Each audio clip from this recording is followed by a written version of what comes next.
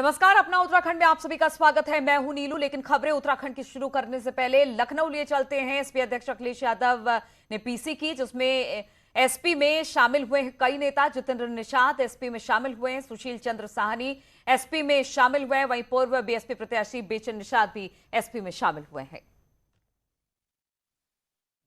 और इनका एक संगठन है, ब्राह्मण समाज में लगातार काम करते रहे। युवा साथी हैं, युवा इनके साथ बड़ी संख्या में जुड़े हैं।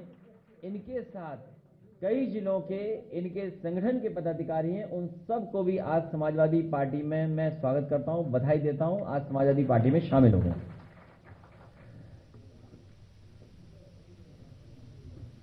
भारतीय जनता पार्टी की सरकार का जाना तय है और इसीलिए सरकार के मुखिया की भाषा बदल गई है।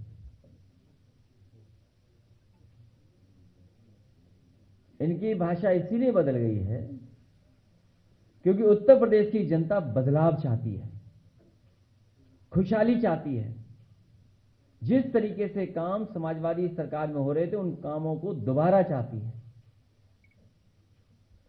आज किसान हो, व्यापारी हो, नौजवान हो, हर वर्ग के लोग दुखी हैं सरकार से। जिनके पास अपना काम बताने को नहीं है, अभी तक ये सरकार नाम बदल रही थी, रंग बदल रही थी, समाजवादियों के काम उन पर अपना नाम लगा रही थी। अब तो दूसरे प्रदेशों के और दुनिया के दूसरे हिस्से से भी फोटो चुरा करके अपना काम बताने में सरकार आगे बढ़ रही है। मैं बधाई देना चाहता हूं सोशल मीडिया के तमाम नौजवानों को, जिन्होंने कम से कम भारतीय जनता पार्टी के मुख्यमंत्री जी को दिखा दिया कि विकास क्या होता है। दुनिया में जो विकास हुआ है, उनकी तस्वीरें लगा करके दिखा दिया मुख्यमंत्री जी को कि आखिरकार विकास क्या है। एक भी काम इस सरकार का वो नहीं है जिसका स्वयं शिलान्यास किया हो, उसका उद्घाटन करने जा रहे हो। इस सरकार के मुख्यमंत्री जी और सरकार वो काम नहीं बता सकती जिसका वो शिलान्यास किया हो और उसी का उद्घाटन कर रहे हो। इन्हें अगर अपने पार्टी के नेताओं को भी सम्मान अगर देना पड़ रहा है, उसके लिए भी काम नहीं किया सरकार ने। अपनी पार्टी के नेताओं को भी सम्मान देने के लिए इनके पास काम नहीं है। और अगर कोई काम चुरा रहा है तो समाजवादियों का काम चुरा करके अपने नेताओं के नाम लिखते हैं। इनकी पार्टी के सबसे बड़े नेता कई बार रहे प्रधानमंत्री देश के। मुझे याद है कि 25 दिसंबर 2019 को उनके नाम पर एक मेडिकल यूनिवर्सिटी का उद्घाटन हुआ था, शिलान्यास हुआ था। 25 दिसंबर 2019 में देश के प्रधानमंत्री जी को बुला करके शिलान्यास कराया गया था मेडिकल यूनिवर्सिटी का। जो जगह भी ली गई थी उस यूनिवर्सिटी को बनाने के लिए, वो वही जो समाजवादी सरकार में चक गजरिया सिटी डेवलप हो रही थी, उसी जगह में मेडिकल की एक दूसरी जगह को कैंसिल कर करके अपनी मेडिकल यूनिवर्सिटी बनाने का जगह छीनी गई थी। आज कितना समय गुजर गया है, आज कितना समय गुजर गया, सरकार आज भी उनके नाम पर मेडिकल यूनिवर्सिटी नहीं बना पाई है। और मेडिकल यूनिवर्सिटी अगर कहीं चल रही है तो वो लखनऊ में डॉक्टर राम मनोहर लोहिया जी के नाम पर, जो नेताजी ने मेडिकल कॉलेज बनाया था, उसके 9th फ्लोर पे यूनिवर्सिटी चल रही है। चलिए अब उत्तराखंड की खबरों की तरफ रुख करते हैं। देहरादून से बड़ी खबर आ रही है। आपने कैंपेन कमेटी की घोषणा कर दी है। 3 कार्यकारी अध्यक्ष बनाए गए हैं, जो कि गढ़वाल कुमाऊं से ये बनाए गए हैं। कार्यकारी अध्यक्ष कुमाऊं से भूपेश उपाध्याय कार्यकारी अध्यक्ष बनाए गए हैं, जबकि गढ़वाल से अनंत राम चौहान कार्यकारी अध्यक्ष नियुक्त किए गए हैं। अध्यक्ष और उपाध्यक्ष भी किए गए हैं नियुक्त। दीपक बाली बने हैं कैंपेन कमेटी के अध्यक्ष। बातचीत करने के लिए भारती सकलानी हमारे साथ जुड़ गई हैं। भारती, क्या जानकारी इसको लेकर?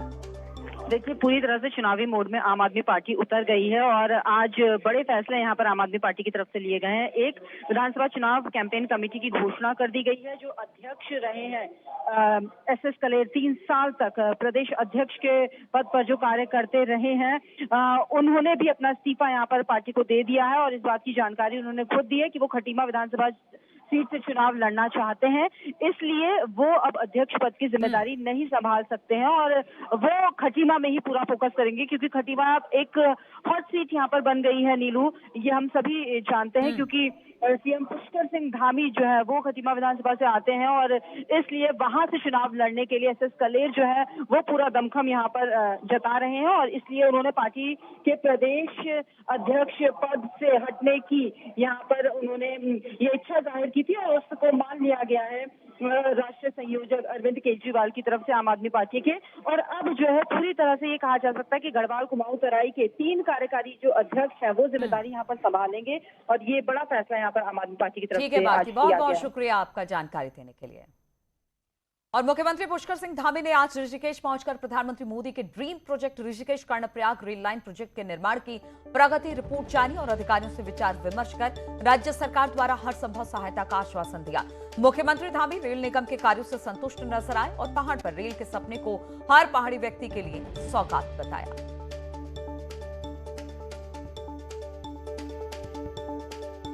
सुश्री प्रधानमंत्री जी का जो एक संकल्प है कि 2024 तक कर्णप्रयाग तक रेल जाएगी और उसमें रेल से वहाँ व्यक्ति पहुँचेंगे, तो उसमें कहीं कोई व्यवधान ना आए और उसकी तेज़ गति से जो है जो प्रगति चल रही है वो और तेज़ चले। कहीं पर अगर कोई व्यवधान है तो उसको हम लोग सॉर्ट आउट करें। उसी को लेकर जो है आज यहाँ पर ये समीक्षा बैठक हमने करी है। कुछ इशू हैं जो कुछ माइनिंग से जुड़े हुए हैं, कुछ माननीय न्यायालय से जुड़े हुए हैं, उन सभी पर चर्चा हुई है और जो भी हैं वन विभाग से संबंधित हैं, कुछ राजस्व से संबंधित हैं, उन सभी को हम सॉर्ट आउट करेंगे। और 4 धाम यात्रा शुरू करने की मांग को लेकर आज कांग्रेस ने देहरादून में विधानसभा के सामने धरना प्रदर्शन किया। कांग्रेस प्रदेश अध्यक्ष गणेश गोदियाल ने कहा कि सरकार 4 धाम यात्रा को जल्द शुरू करे।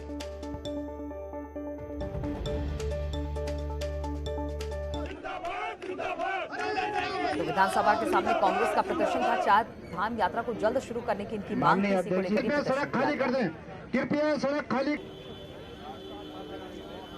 देने को तैयार है। आज हम देख लें जो इन्होंने सरकार में आने दिखाने के लिए कुछ और करने के लिए कुछ, इस प्रकार का सरकार का जब चरित्र दिख रहा है 4 धाम यात्रा को खोलने पर, तो हम मजबूर हैं कि हम हमारे लाखों उन भाइयों के साथ खड़े हो रहे हैं कि जो साल भर से इंतजार करते हैं कि यात्रा चले और उनके साल भर का राशन पानी, उनके बच्चों की फीस, उनके जो आवश्यक खर्चे हैं वो अर्जित हो सके। सरकार सुनने को तैयार नहीं है और जब सरकार सुनने को तैयार नहीं है तो अब जब तक सरकार इस बात को मान नहीं जाती, ठोस प्रयास नहीं करती, माननीय न्यायालय में तथ्यपूर्ण तरीके से अपनी बात नहीं रखती, हमारे उत्तराखंड की आवश्यकता की बात नहीं रखती, हम इसको लोकतांत्रिक तरीके से इस लड़ाई को लड़ते रहेंगे। मैं तीर्थ पुरोहित हकूकदारी समाज से भी आता हूं और हमारी यात्रा विगत 2 वर्षों से हम सड़कों पे हैं, सड़कों पे आंदोलित रहते हैं, लेकिन आज तक विगत 4 माह गुजर चुके हैं और आज तक ये देवद्रोही सरकार, धर्मद्रोही सरकार, ब्रह्मद्रोही सरकार इस 4 धाम यात्रा की जो अर्थ की है वहां के तीर्थ पुरोहित हकूकदारी पंडा समाज, डंडी कंडी वालों के लिए कोई न तो आर्थिक पैकेज दे पाई है और न ये यात्रा शुरू करवा पाई है। और धामी सरकार में कैबिनेट मंत्री धन सिंह रावत ने आज दिल्ली में रक्षा मंत्री राजनाथ सिंह से मुलाकात की। इस मौके पर धन सिंह ने 1 अक्टूबर को पौड़ी गढ़वाल के पीट सैंड थली सैंड में वीर चंद्र सिंह गढ़वाली की पुण्यतिथि पर आयोजित कार्यक्रम में राजनाथ सिंह जी को आमंत्रित किया। रक्षा मंत्री राजनाथ सिंह जी से आज मेरी भेंट हुई है और हम 1 अक्टूबर को हम उत्तराखंड में उनको बुलाना चाह रहे हैं। 1 अक्टूबर को वीर चंद्र सिंह गढ़वाली जी जो पेशावर कांड के नायक थे, उनकी पुण्यतिथि पे एक बहुत भव्य स्मारक हमारी सरकार ने बनाया है और उसका विधिवत लोकार्पण करने के लिए हम माननीय राजनाथ सिंह जी, माननीय हमारे देश के जो रक्षा राज्य मंत्री अजय भट्ट जी और हमारे मुख्यमंत्री जी, तीनों लोगों को हम उनके गांव जो है पीट सैंड मासू में बुला रहे हैं।